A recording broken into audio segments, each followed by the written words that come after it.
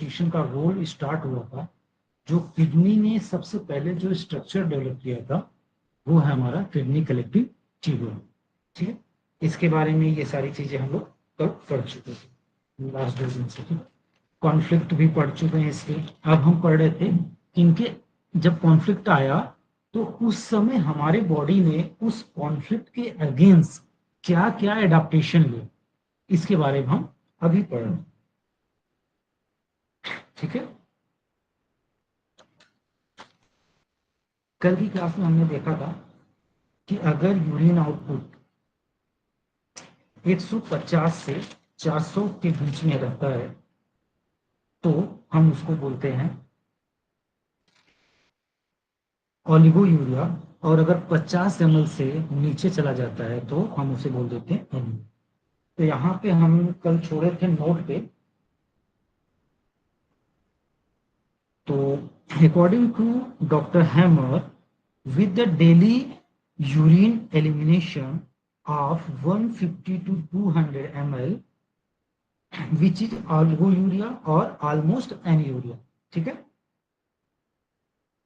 the organism still eliminate uric substance in sufficient amount, यानी कि ऑलिगोयूरिया और ऑलमोस्ट एन्यूरिया की स्टेट में पर भी जो ऑर्गेनिज्म है वो अपने एक्सक्रीटरी प्रोडक्ट को एक्सक्रीट कर सकता है, कर देता है। ठीक है, इसका ये मतलब हुआ।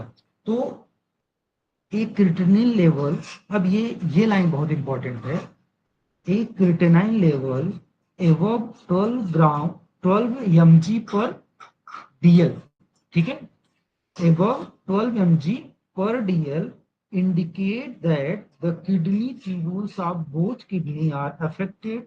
In this case, dialysis is necessity. यानी अगर आपके पास कोई भी किडनी का पेशेंट चल रहा है, अगर उसका क्रिएटिनिन लेवल 11 या 12 से एबव जाता है, 11-12 mg पर DL से एबव जाता है, तो वहां पे आपको उसमें उनकी डायलिसिस कराना मस्ट हो जाए। ठीक है, ये लाइन हमारे मैनेजमेंट के हिसाब से बहुत इंपॉर्टेंट है। कितना होना चाहिए? 12 mg पर DL से अगर लेवल बढ़ रहा है क्रिएटिनिन का, तो वहां पे हमें पेशेंट को डायलिसिस कराने के लिए बोल देना चाहिए। विथ इसके आगे, with prolong conflict activity a flat और cauliflower shape growth develop in the KCT, that is kidney collecting tubule, which is diagnosed as kidney cancer or renal cell carcinoma. अभी हमने पढ़ा कि जब कॉन्फ्लिक्ट आया तो क्योंकि जो केसीटी का पार्ट है, जो केसीटी के टिश्यूज और सेल हैं, वो किससे ओरिजिनेट है? हमारे ब्रेन स्टेम से। तो हमने सेकेंड लॉ में क्या रूल पढ़ा था? जो भी ब्रेन स्टेम एंड सेरेबेलम से कंट्रोल्ड ऑर्गन है उनमें कॉन्फ्लिक्ट एक्टिव फेज में सेल का प्रोलिफरेशन देखने को मिलता है और हीलिंग फेज में सेल का लॉस होता है या डिस्ट्रक्शन होता है। तो उसके हिसाब से जब कॉन्फ्लिक्ट आया तो बॉडी ने अडॉप्ट करके वहां पर प्रोलिफरेशन कराया। लेकिन जब यही कॉन्फ्लिक्ट लॉन्ग टाइम के लिए बना रह गया, ठीक है, अभी मैं हैंगिंग हीलिंग का बात नहीं कर रहा हूं, जब यही कॉन्फ्लिक्ट लॉन्ग टाइम तक का बना रह गया, बहुत ज्यादा टाइम तक के लिए एक्टिव रह गया, तो यही जो प्रोलिफरेशन हुआ था सेल का, एडाप्टेशन जो हुआ था, वो प्रोलॉन्ग चल गया। प्रोलॉन्ग चल गया तो नंबर ऑफ सेल एक लिमिट से ज्यादा प्रोलिफरेट कर गए, ग्रोथ कर गए। तो वहां पे कॉलीफ्लावर या फ्लैट, कॉलीफ्लावर अगर वो सेल, पर्टिकुलर सेल अगर सिक्रिटरी टाइप का है जहां से कुछ सिक्रीशन होता है, तो वहां पे कॉलीफ्लावर लाइक ग्रोथ होगा। और जहां से कुछ एब्जॉर्ब, ऐसी सेल जो एब्जॉर्ब करने का काम कर रही है, अगर वहां पे सेल का ग्रोथ हुआ तो वो फ्लैट सेल्स होती है। ठीक है, तो ऐसी ग्रोथ हमें देखने को मिलता है जिसको डायग्नोस कर दिया जाता है किडनी कैंसर और रीनल सेल कार्सिनोमा। ओके, अब इसके आगे, ठीक है, अब स्टार्ट होता है conflict resolution. What is conflict resolution? Conflict resolution वो स्टेट होती है जब कॉन्फ्लिक्ट या तो पेशेंट की समझ बढ़ जाए, ठीक है, दो चीज है, या तो पेशेंट की समझ बढ़ जाए या पेशेंट उस डिस्ट्रेसिंग इन्वायरमेंट, उस डिस्ट्रेसिंग सर्कमस्टांसेस से बाहर चला जाए। दोनों केस में कॉन्फ्लिक्ट का रिजोल्यूशन हो जाता है। ठीक है, दो केस है, या तो पेशेंट थोड़ा सा समझ डेवलप करे और अपनी सेंसिटिविटी को डाउन कर ले तो भी कॉन्फ्लिक्ट रिजॉल्व हो जाएगा। दूसरा वही कि पेशेंट ज्ञान में आ जाए, अवेयरनेस में आ जाए। दूसरा वो डिस्ट्रेसिंग माहौल, डिस्ट्रेसिंग इन्वायरमेंट से दूर चला जाए या वो इन्वायरमेंट ही खत्म हो जाए, तो वहां से हमारा कॉन्फ्लिक्ट का रिजोल्यूशन शुरू हो जाए। ठीक है, with conflict resolution the retained water is immediately released। ठीक है, जैसे ही कॉन्फ्लिक्ट और रिजोल्यूशन होता है, जो इडिमा के फॉर्म में वाटर का रिटेंशन हो रखा है वो रिलीज कर दिया जाता है बॉडी के द्वारा, जिसकी वजह से यूरिन कुड बी प्रोफ्यूज, जिसकी वजह से यूरिनेशन प्रोफ्यूज होने लगती है। स्टैंडर्ड मेडिसिन यानी allopathic system of medicine may consider this as a polyuria, but we welcome this urinary phase as a great relief, क्योंकि हमें पता है ये यूरिन प्रोफ्यूज कब हुआ, जब उसका कॉन्फ्लिक्ट रिजॉल्व हुआ। तो हमें पता है कि ये हमारे लिए गुड प्रोग्नोसिस है, हमारे लिए अच्छे सिम्टम है कि उसकी यूरिन आना स्टार्ट हो गई, अब वो सही होना स्टार्ट हो गया, अब उसके कॉन्फ्लिक्ट हटना चालू हो गया, हट गए। ठीक है, अब स्टार्ट होता है, अब जैसे ही कॉन्फ्लिक्ट खत्म हुआ, कॉन्फ्लिक्ट आया और चीजें हुई। अब जैसे ही कॉन्फ्लिक्ट, जैसे इसका मैं सेकंड लॉ में एग्जांपल दिया था मोटा मोटा, जैसे अभी कुछ टाइम पहले ही हमारे प्रयागराज में महाकुंभ लगा था। अब महाकुंभ में एक प्रयागराज की पॉपुलेशन है, अब वहां नंबर ऑफ पॉपुलेशन ज्यादा आ रही थी, नंबर ऑफ लोग ज्यादा आ रहे थे, जिसकी वजह से वहां व्यवस्थाएं एडाप्टेशन चालू हुआ। जैसे ही Magh Mela as a conflict आया, वहां पे इन्वायरमेंट में एडाप्टेशन चालू हो गया, जगह स्पेस बनानी गवर्नमेंट ने चालू कर दी। तो यही सेम चीज बॉडी करती है, जैसे ही कोई डिस्ट्रेसिंग इवेंट यानी कॉन्फ्लिक्ट आता है तो उसके अगेंस्ट में बॉडी कुछ एडाप्टेशन लेती है। ठीक है, इसके बाद जैसे ही ये माघ मेला का इवेंट खत्म हुआ, अब क्या, एक बार इवेंट गया, ठीक है, तो तुरंत कुछ रिलीफ हुआ। इसके बाद क्या हुआ, जब इवेंट चला गया, अब जो हमने एडवांसमेंट के लिए तैयारियां की थी, जो एक्सेसिव चीजों का यूज लिया था, अब उनका टाइम आ गया कि उनको हटा हटा के उनके ओरिजिनल जगह पे भेजा जाए। तो सेम चीज बॉडी करेगी अब हीलिंग फेज में। तो हीलिंग फेज में क्या करेगी body, in healing phase with the help of microbe such as fungi and TB bacteria. ये हमने लास्ट, हाँ, फिफ्थ लॉ में पढ़ा था, या आई थिंक फोर्थ लॉ में, कि कौन सा ऑर्गेनिज्म किस जर्म लेयर के ऊपर आता है। तो यहां पे कौन सा ऑर्गेनिज्म आ रहा है, microbe such as fungi, TB bacteria remove the cell that are no longer required. यानी माघ मेला खत्म होते ही अब जो एक्स्ट्रा सुविधाएं थी उनको हटाया जाना चालू हुआ। वैसे ही शरीर में क्या हुआ, जब कॉन्फ्लिक्ट रिजॉल्व हो गया तो हीलिंग स्टार्ट हुई। हीलिंग स्टार्ट क्यों हुई, क्योंकि जो कॉन्फ्लिक्ट एक्टिविटी की वजह से एक्स्ट्रा चीजें आई थी, अब उनको उनके प्रॉपर प्लेस पे भेजना है, उनको हटाना है, तो वहां पे वो चीजें रिमूव की जाती है with the help of microbes. अब जब ये चीजें हटाई जाती हैं तो कुछ सिम्टम्स आते हैं। ठीक है, वो सिम्टम्स क्या हैं, सबसे पहला जो सिम्टम हमें देखने को मिलता है वो है क्लाउडी यूरिन। क्या है, ये सारी चीजें बहुत इंपॉर्टेंट है किडनी के केसेस को देखने के लिए। ठीक है, उनका प्रोग्नोसिस देखने के लिए, फॉलोअप देखने के लिए, ये सारी चीजें बहुत ही इंपॉर्टेंट है।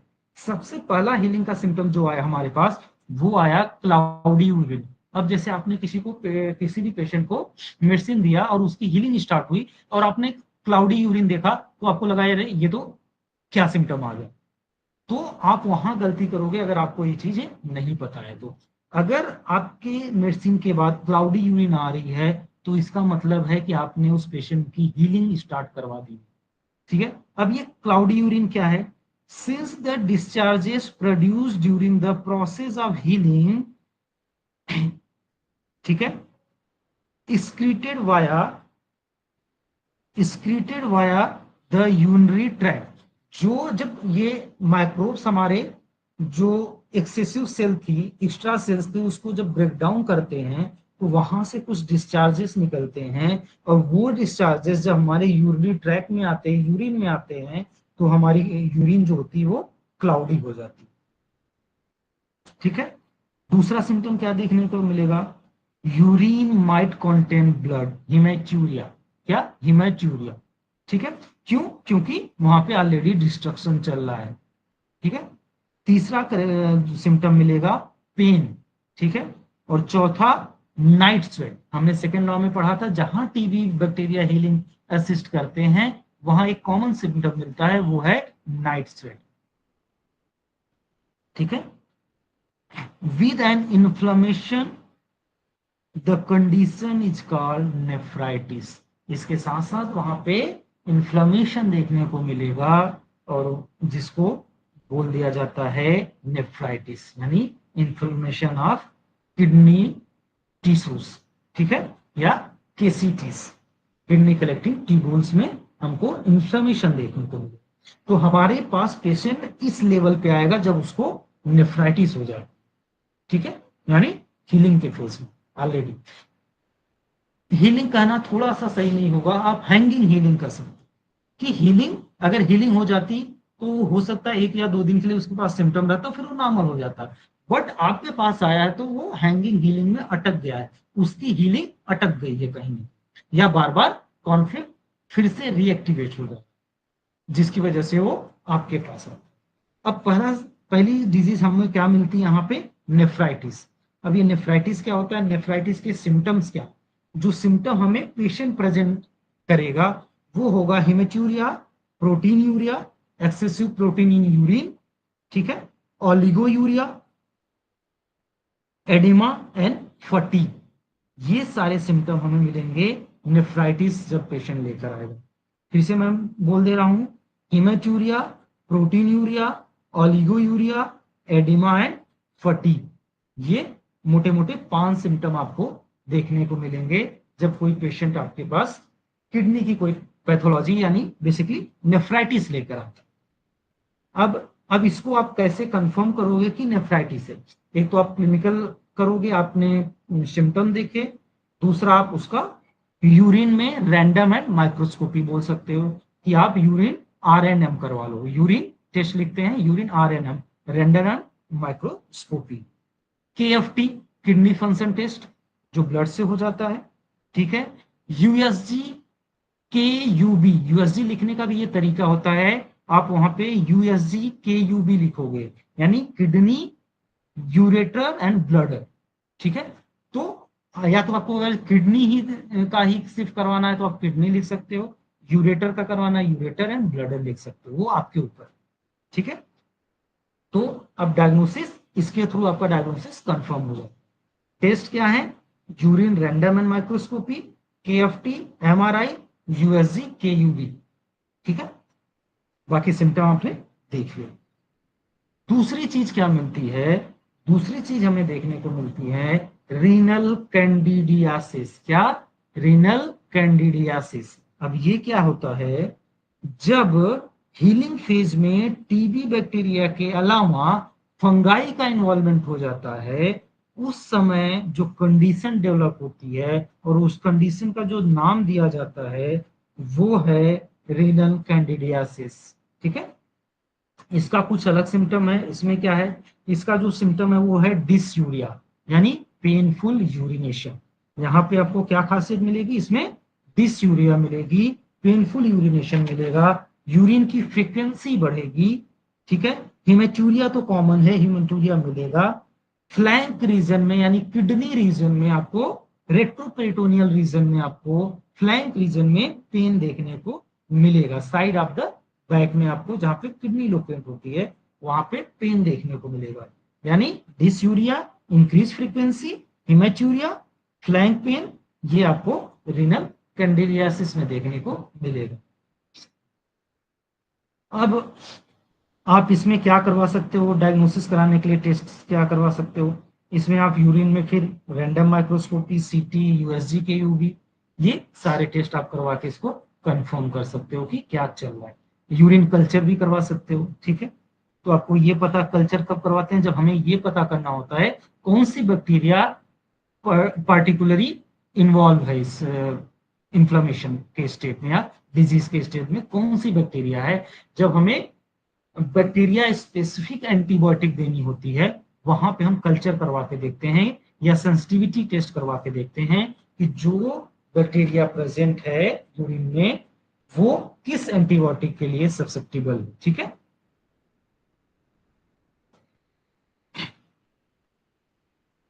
If TB bacteria present then kidney TB, अगर वहां पे हमें टीबी का बैक्टीरिया देखने को मिलता है तो हमें वहां पे डायग्नोसिस क्या बनती है, किडनी ट्यूबरकुलोसिस, ठीक है।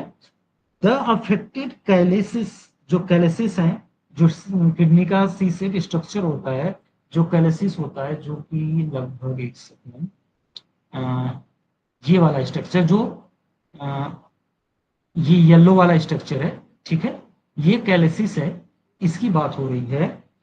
The affected calyces appear on the x ray plump rather than with sharp contour, यहाँ पे प्लम में अपीयर होते हैं सीटी में, रेदर देन वो शार्पनेस जो आप यहाँ पे देख लो शार्प स्ट्रक्चर दिखाई देता है नॉर्मल एक्सरे में, लेकिन जब ये कंडीशन डेवलप हो जाती है वहां पे प्लम शेप में दिखने लगता है, तो वहां पे हम उसको डायग्नोसिस बना दिया जाता है nephrotic syndrome. According to Hamer, nephrotic syndrome का डायग्नोसिस कैसे बनता है, जब एक्सरे में जो कैलिसिस हैं ये प्लम में देखने को मिलती है रेदर देन शार्प कंटूर, ठीक है।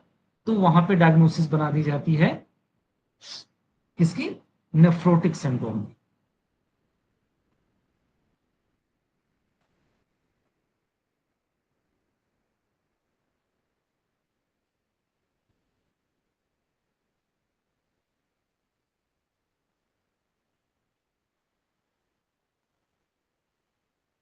अब ये किडनी टीबी क्या है, ठीक है, अब हम किडनी टीबी के बारे में थोड़ा जान लेते हैं। अब इसके सिम्टम हमें क्या मिलेंगे, यहाँ पे हमें लगभग लगभग कैंडिलियासिस के जैसे ही सिम्टम देखने को मिलते हैं, जिसमें डिस्यूरिया यहाँ भी आपको मिलेगी, painful urination, frequent urination frequency यहाँ भी बढ़ रही है, हिमेचूरिया यहाँ भी आपको देखने को मिलेगा, फ्लैंक रीजन में पेन देखने को मिलेगा। साथ ही साथ जो टीबी की बहुत बड़ा सिम्टम होता है, आपको weight loss and low grade fever देखने को मिलेगा। इस केस में क्या है, weight loss with low grade fever, ठीक है। यहाँ पे फिर वही यहाँ बात है, हमने टेस्ट क्या करवाना है, हमें यूरिन कल्चर, यूएसजी की यूबी, सीटी, एमआरआई, हम जो प्रिफरेबल है हम वो करा सकते। अब नेफ्रोटिक सिंड्रोम, ये क्या है, नेफ्रोटिक सिंड्रोम के बारे में ये बहुत ही फेमस क्वेश्चन है, आई थिंक सबको पता होगा ये, हमारे एकेडमिक का ये बहुत फेमस क्वेश्चन बनता है। तो यहाँ पे हमें कुछ इंपॉर्टेंट सिम्टम मिलते हैं, जैसे एडिमा, हाइपरटेंशन एंड हिमेचूरिया एक साथ देखने को मिलेगा, साथ साथ ऑलिगोयूरिया भी देखने को मिलेगा। तो ये जब सिम्टम एक साथ देखने को मिलता है तब हमें कहीं ना कहीं डाउट होता है कि ये पेशेंट हमारा नेफ्रोटिक सिंड्रोम की तरफ बढ़ रहा है। इसकी कुछ खासियत है, वो क्या है, heavy protein in and urea, ठीक है, एल्ब्यूमिन यूरिया, यूरिया में एल्ब्यूमिन प्रोटीन का जाना, एडिमा एंड हाइपरलिपिडेमिया। तो ये कैरेक्टरिस्टिक कुछ मिलते हैं हमारे नेफ्रोटिक सिंड्रोम में। साथ में स्वेलिंग, वेट गेन, यहाँ पे हमें क्या मिलेगा, वेट गेन, क्यों, क्योंकि यहाँ पे वाटर का रिटेंशन होगा, ऑलिगो यूरिया हो रही है, ऑलिगो कल ही हम पढ़े थे कि जहां पे वाटर का रिटेंशन होता है तो वाटर अपना वेट बढ़ाता है, लमसम 1 लीटर वाटर इसको 1 kg वेट के लगभग बराबर होता है। ठीक है, तो वहां पे हमें वेट गेन देखने को मिलता है नेफ्रोटिक सिंड्रोम के केस में। साथ ही fatigue and foamy urine, foamy urine क्यों? क्योंकि ऑलिगो यूरिया होता है या प्रोटीनो यूरिया होता है, तो वहां पे यूरिन में प्रोटीन होने की वजह से हमें वहां पे झाग या फोमी यूरिन देखने को मिलेगा। अब जैसे कि हम पीछे बताए थे कि ट्यूबिकुलर सिक्रीशन, जो टीबी बैक्टीरिया का सिक्रीशन होता है, which is produce by TB bacteria, is rich in protein, so in urine there is high protein term as proteinuria और एल्ब्यूमिन यूरिया। एल्ब्यूमिन यूरिया क्यों बोला? क्योंकि ज्यादा अमाउंट में एल्ब्यूमिन ही जाता है, क्योंकि इसकी साइज कंफर्टेबल होता है हमारे पोडोसाइट्स, यानी जो हमारी किडनी की लेयर होती है जहां से फिल्ट्रेशन होता है, वहां पे एक स्लिट से होता है जो पैर के जैसी सेल्स होते हैं जिसको पोडोसाइट्स कहा जाता है। वो जो एल्ब्यूमिन यूरिया है उस पोर से इजिली पास हो जाता है, इसलिए हमें सबसे ज्यादा प्रोटीन में एल्ब्यूमिन देखने को मिलता है। ठीक है, तो हमें protein urea and albumin urea देखने को मिलता है। बट इन ब्लड ये कहां मिलेगा? यूरिन में तो प्रोटीन ज्यादा मिलेगा, but in blood there is hypoproteinemia, hypoproteinemia, and वहां पे क्या है? Proteinuria, albuminuria. अब हाइपोप्रोटीनेमिया क्यों हुआ? Because organism to protein from the blood in order to balance protein loss. जो बॉडी में प्रोटीन लॉस चल रहा है उसकी वजह से बॉडी क्या करेगी? फटाफट सारी जो ब्लड में प्रोटीन सर्कुलेट कर रही है उसको एब्जॉर्ब कर लेगी। ठीक है,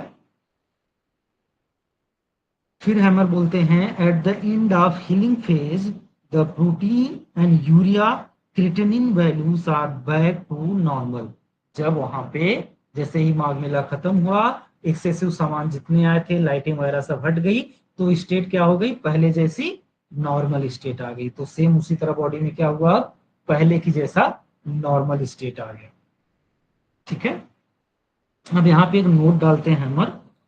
According to Dr. Hammer, during healing phase, drinking adequate amount of water is important.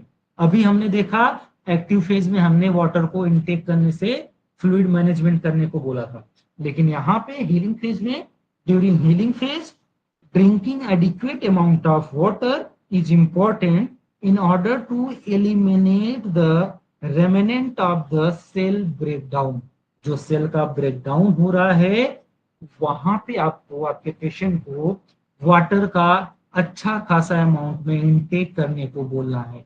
But ये अब क्राइटेरिया हमको कैसे पता कि कब हमें बोलना है?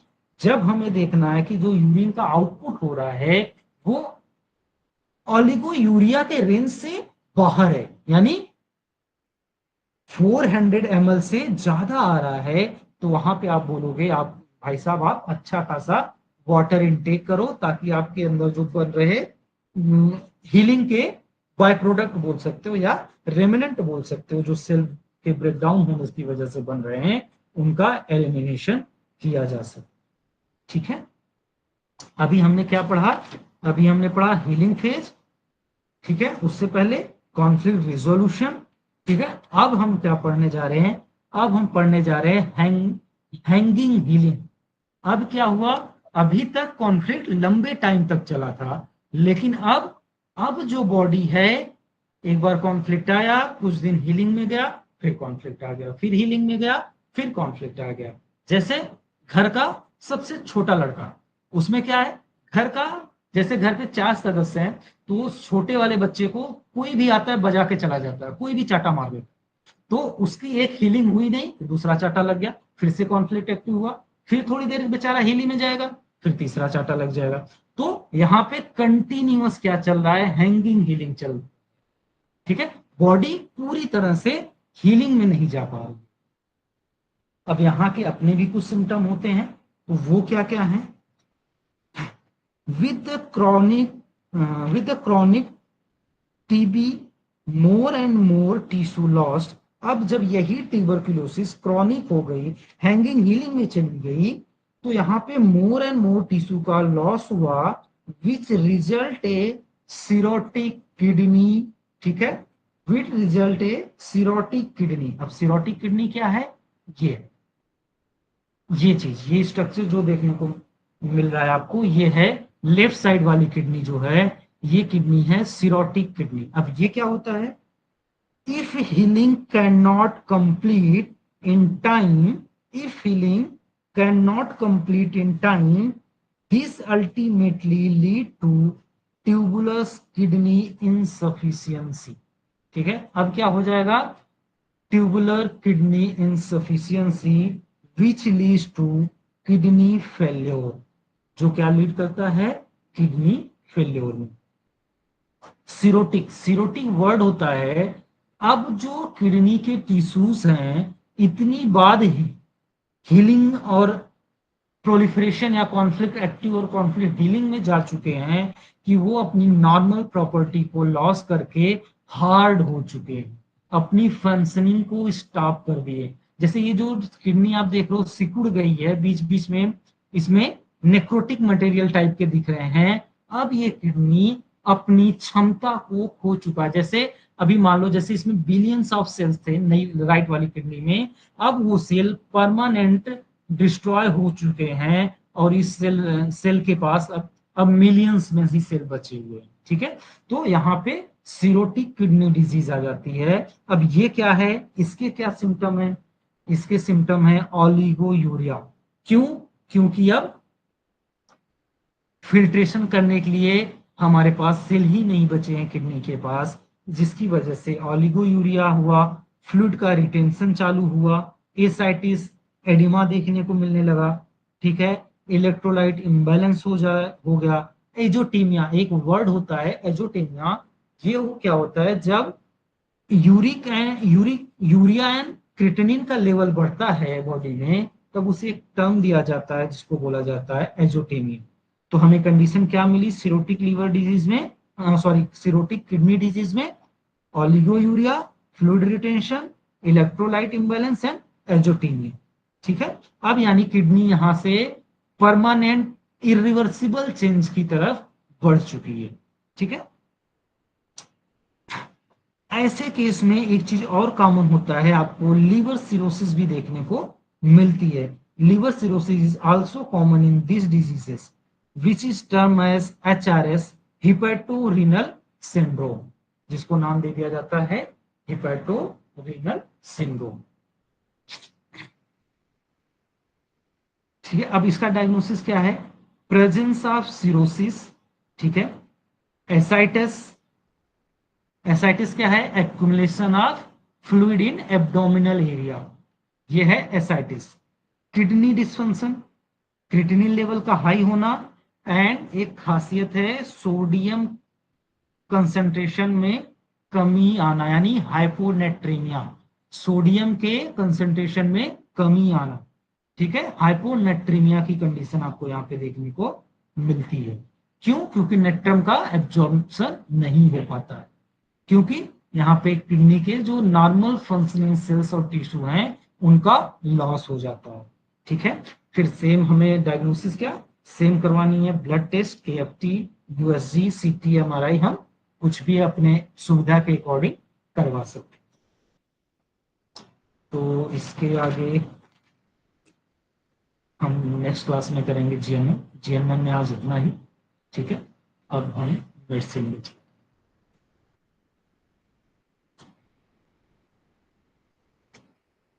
आई थिंक किडनी कैसिटी समझ में आ रहा होगा।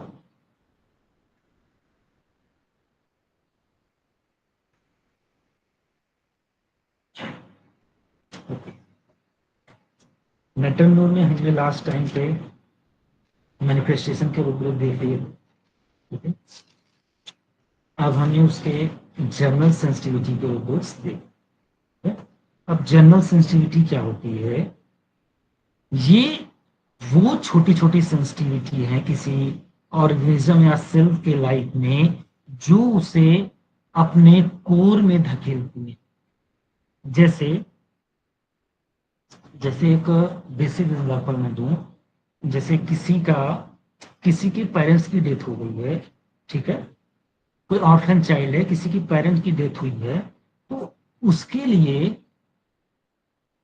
आपका मतलब एक टाइप का नेग्लेक्शन, छोटा सा नेग्लेक्शन ही उसको डेथ का एहसास करवा देता है। तो कुछ उसी तरह है कि जब ये वो सेंसिटिविटी जो कि कोर और डिलीजिव सेंसिटिविटी से कम गहराई रखती हैं, बट हमारे सेल हमारे पेशेंट को वो कोर और डिलीजिव सेंसिटिविटी को फील करवा देती, ठीक है, यानी उसको उस कोर से निकलने नहीं देती, यानी जैसे ऐसे बोल सकते हो ना, जख्म को कुरेद देती, ऐसी सेंसिटिविटी, ठीक है। ओके, इसमें क्या क्या रूब्रिक्स हैं? इसमें आता है पहला रूब्रिक हमारा element from abuse, element from abuse, ठीक है, एलिमेंट फ्रॉम अग्रीवेशन फ्रॉम अब्यूज। अब अब्यूज क्या है? अब्यूज होता है मिसयूज। अब्यूज क्या होता है? किसी भी तरीके का मिसयूज है अब्यूज। इसमें क्या क्या आता है? इसमें आता है इम्प्रॉपर और एक्सेसिव यूज, किसी भी चीज का इम्प्रॉपर या एक्सेसिव, दोनों चीज है, इम्प्रॉपर या एक्सेसिव यूज इज मिसयूज, ठीक है। इसमें क्या क्या आती हैं? इसमें ऐसी चीजें आती हैं जो हर्ट करे या इंजर करे। अब वो हर्ट आपको किसी के द्वारा माल ट्रीटमेंट मिलने पे, सही से सम्मान न मिलने पे, या किसी के द्वारा आपका ट्रीटमेंट सही से न मिले, वहां से भी आपको हर्ट और इंजर्ड का फीलिंग आ सकता है, जिससे आपको अब्यूज की फीलिंग आ सकती है, ठीक है। दूसरा क्या है? Forceful sexual activity is also consider in abuse. तो अब्यूज का जो टर्म की मीनिंग है वो कई सारी, तो हमें हमारे सिचुएशन पे देखना है, हमारे कंडीशन पे देखना है कि एलिमेंट फ्रॉम अब्यूज कहां से कैसे हमारे केस में मिल रहा है। कहीं भी जहां भी मिस यूज की फीलिंग आए, किसी भी तरीके का, इमोशनल हो, फिजिकल हो, सेक्सुअल हो, किसी भी तरीके का हो, जो मिस यूज हो, वो हमें एलिमेंट फ्रॉम अब्यूज की तरफ लेके जाए, ठीक है। इसके आगे हमारा रुब्रिक आता है एलिमेंट फ्रॉम ह्यूमिलिएशन। अब ह्यूमिलिएशन क्या होता है? ह्यूमिलिएशन होता है डिग्रेडेशन, किसी की ग्रेडिंग कम कर देना, डिसग्रेस, किसी का ग्रेस कम कर देना। वो आप शब्दों से करो, अपने व्यवहार से करो, अपने वे आप बोलने से करो, किसी भी तरीके से करो, मगर ह्यूमिलिएशन में होगा क्या? उसका उसमें उस पेशेंट का ग्रेड कम होगा, डिग्रेड होगा, और उसका ग्रेस कम होगा, ठीक है। ये ह्यूमिलिएशन में होगा। जैसे जैसे कोई सिचुएशन है, अब सिंपल सी सिचुएशन लो, आपके दोस्त के सामने आपके फादर ने आपको चाटा लगा दिया, ये तो कुछ ज्यादा ही हो गया, लेकिन वहां पे आपको कुछ ऐसे शब्द का प्रयोग करके आपको बोला जिससे आपको ह्यूमिलिएशन फील हुआ, जिससे आपके दोस्तों में आपकी ग्रेड कम हुई, ग्रेस कम हुई, तो यहाँ पे ह्यूमिलिएशन की सिचुएशन होती है। जो मैंने देखा है कि एलिमेंट फॉर्म वाले मैक्सिमम रूब्रिक एक्यूट केस में बहुत ही अच्छे से काम करते हैं, क्रॉनिक में तो काम करते ही करते हैं। एक्यूट में अगर एलिमेंट फॉर्म मिल रहा है कि एलिमेंट कहाँ से आया, किसकी वजह से आया, तो केस बहुत आसानी से निकलता है। वेदर वो केस कोराइजा का हो, वो केस फीवर का हो, कोई भी हो, अगर एलिमेंट फॉर्म वाले रूब्रिक मिल रहे हैं, सेंसिटिविटी मिल रही है, तो वो हमारे लिए इंपॉर्टेंट हो जाता है, ठीक है। वो एक तरह से हमारा कॉज हो जाता है, ठीक है। फिर इसी के नियर अबाउट आते हैं हमारे पास इन एलिमेंट फॉर्म इंसल्ट, ठीक है, element form insult being aggravation. Insult क्या होता है? इंसल्ट होता है किसी से रूड तरीके से बात करना, रूडनेस, ठीक है, किसी से रूडनेस के वे में बात कर लेना, आप उसकी इंसल्ट कर रहे, ठीक है। अब रूडनेस भी रूब्रिक है हमारे पास, एलिमेंट फ्रॉम रूडनेस। रूडनेस क्या है? अनडेवलप्ड, अनसिविलाइज्ड, यानी गंवार, जिसको बोलते हैं गंवार स्वैग या गंवार तरीके से पेश आना किसी से, वो है रूडनेस, ठीक है। फिर इसमें आता है अगला हमारे पास एलिमेंट फॉर्म सेम, SHA यमी। सेम इज पेनफुल इमोशन और बीइंग इंफीरियर फीलिंग, ठीक है, अनवर्दी। सेम में क्या फील करोगे, आप किसी से खुद को कम फील करोगे और खुद की वर्थ जा रही है, अनवर्दी फील करोगे कि मैं बेकार हूं, मैं नकारा हूं, ऐसी फीलिंग, या मैं किसी लायक नहीं हूं, मैं किसी से कम हूं, ठीक है, ये फीलिंग सेम में आएगी, एलिमेंट फॉर्म सेम में, SHAM। इसके बाद हमारे पास रूब्रिक आता है, इंपॉर्टेंट रूब्रिक, ये जो बहुत ही आसानी से उठता है, element form scorn being aggravation, SCORN, scorn. ये स्कॉर्न बीइंग क्या है, ये हमारे डिस्पाइस से बहुत मिलता जुलता है, डिल्यूजन डिस्पाइस। कभी कभी क्या, मैक्सिमम टाइम में sir element form scorn being aggravation and despise को कंबाइन कर लेते। डिस्पाइस का मतलब होता है किसी को दुत्कार देना। इसमें क्या है, किसी को आप खुद से दूर कर रहे हो और उसके साथ साथ उसका बेइज्जत कर रहे हो, मतलब उसको केवल दूर ही नहीं कर रहे हो, दूर के साथ साथ उसका एक तरह से बेइज्जती भी कर रहे हो, यानी दुत्कार दिया। जैसे कुत्ते को लोग दुत्कार देते हैं, कुत्ते को, जिसका डॉग को, जैसे एक तो पालतू हो गया जो आपका डॉग है, उसके लिए नहीं, जैसे जो स्ट्रीट डॉग होते हैं, जैसे आप उसको दुत्कार के भगा देते हो, वो वाली फीलिंग क्या है, डिस्पाइज और स्कॉर्न है, ठीक है, स्कॉर्न बीइंग एग्रीवेशन। इसमें है कंटेम्प्ट और अनवर्दी की फीलिंग, ठीक है, वर्थ, आपने किसी को दुत्कार दिया तो उसकी वर्थ गई और उस पर कंटेम्प्ट किया आप, ठीक है। अब लेते कहां है डिस्पाइज, जैसे डिस्पाइज, डिस्पाइज को हम डिल्यूजन डिस्पाइज जब कोर मिलेगा जब किसी मेडिसिन में, वहां पे इसको और अच्छे से समझेंगे। यहां से मोटा मोटा ये समझ लो, किसी को छोड़ देना, किसी को दुत्कार देना, जैसे माँ बाप किसी अपने एक बेटे को अपनी प्रॉपर्टी से बाहर धकेल दिया, ठीक है, ये कंडीशन, हस्बैंड ने वाइफ को छोड़ दिया, ठीक है, ठीक है, ये जो दुत्कार देना, छोड़ देना, भगा देना, ठीक है, ये कंटेम्प्ट और अनवर्दी की जो फीलिंग लेके आता है, ये कंडीशन बनता है हमारे स्कॉर्न और डिस्पाइस, ठीक है। अब एक इंटरेस्टिंग चीज क्या है, जब आप रिपर्टोरियल लैंग्वेज में देखते हो कि जैसे हमने नेटमयूर का, जब हम नॉर्मल मटेरिया मेडिका से पढ़ रहे थे, तो नेटमयूर की एक बहुत बड़ी सेंसिटिविटी होती है रिडिक्यूल, रिडिक्यूल यानी RIDICULE, रेडिक्यूल, रेडिक्यूल बहुत बड़ी सेंसिटिविटी होती है नेटमयूर के लिए, क्या, रिजेक्शन और रेडिक्यूल। तो खास बात क्या है, जब आप रिपर्टोरियल लैंग्वेज में रेडिक्यूल डालोगे तो रेडिक्यूल में कोई रूब्रिक नहीं है और उसका क्रॉस रेफरेंस आपको मिलेगा एलिमेंट फॉर्म स्कॉर, ठीक है। तो ये चीज आप ध्यान में रखिएगा, जो यहाँ पे जो प्रैक्टिशनर्स हैं उनके लिए। बाकी आप समझते रहो, जो अभी सेकेंड ईयर थर्ड ईयर के बच्चे हैं वो लोग समझते रहें, ये चीजें आगे समझ में आ जाएगी कि हम, मैं यहाँ पे क्या बोल रहा हूँ, ठीक है। अभी ये समझो कि रेडिक्यूल में के क्रॉस रेफरेंस में आपको स्कोर मिल जाएगा। अब क्या है आगे, एलिमेंट फॉर्म एम्बैरेसमेंट। अब ये एम्बैरेसमेंट क्या है, एम्बैरेसमेंट होता है सोशल ऑकवर्डनेस, क्या है, सोशल ऑकवर्डनेस। जब आप ग्रुप में हो और कोई भी ऐसी सिचुएशन आ गई जहां पे आपको ऑकवर्ड लगा, जैसे हमारे बॉस राजेंद्र बॉस इसके लिए बहुत ही अच्छा एग्जांपल देते हैं। जैसे उन्होंने बताया कि पब्लिक प्लेस पे किसी का यूरिन छूट जाए, तो ये जो कंडीशन हुई, ये हुई एम्बैरेसमेंट, ठीक है, ऑकवर्ड, ऑकवर्ड, ऑकवर्डनेस इन सोशल, यानी ग्रुप में जब ऑकवर्ड फीलिंग, ठीक है। तो आज के लिए जनरल सेंसिटिविटी के सिर्फ इतने ही, इसके आगे हम नेक्स्ट क्लास में करेंगे। आज के लिए thank you so much. Thank you. Thank you भाई। Thank you.